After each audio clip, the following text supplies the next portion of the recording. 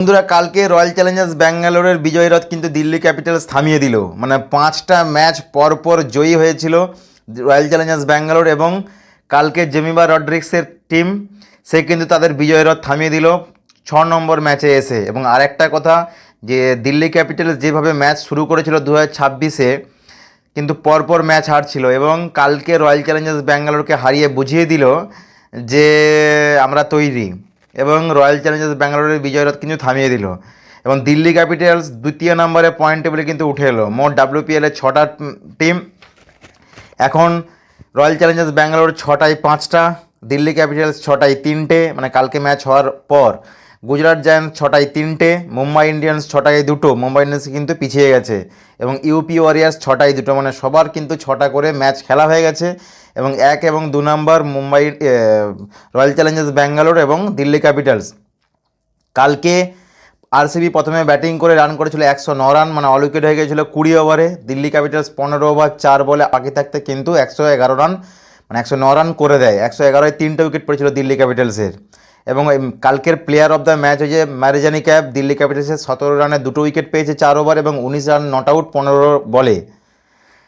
এবং সবচেয়ে উল্লেখযোগ্য যেটা বিষয়, কালকে কিন্তু রয়্যাল চ্যালেঞ্জার্স ব্যাঙ্গালোরে সেভাবে কেউ দাঁড়াতেই পারেনি। স্মৃতি মান্দানা ক্যাপ্টেন শুধুমাত্র দাঁড়িয়েছিল 38 রান। মান্দানা 38 রান করেছিল 34 বলে, 6টা 4 1টা 6, এবং তারপর কিন্তু সেরকম কেউ রান করতে পারেনি।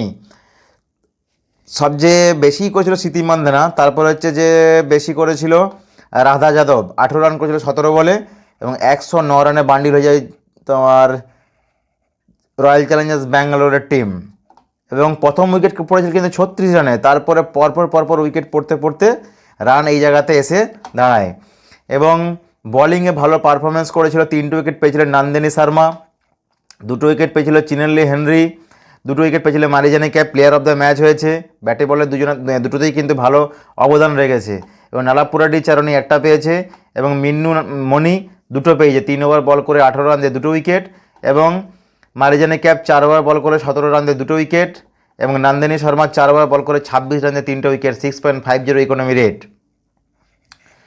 এবং দিল্লি ক্যাপিটালসের কিন্তু শেফালি বর্মা করেছিল 16 রান 8 বলে 4টে 4, 4-4-এ 16, এবং লিজি লিলি যে উইকেট কিপার 8 বলে 6 রান 1টা 4, এবং লরা উলভার্ট 42 রান করেছিল নট আউট 38 বলে 4টে 4 1টা 6, মানে 16 আর 6 22, এবং জেমিমা রড্রিক্স করেছিল 24 রান 26 বলে 4টে 4, এবং মারিজানি ক্যাপ 19 রান করেছিল 15 ওভারে। প্লেয়ার অফ দ্য ম্যাচ হয়েছে।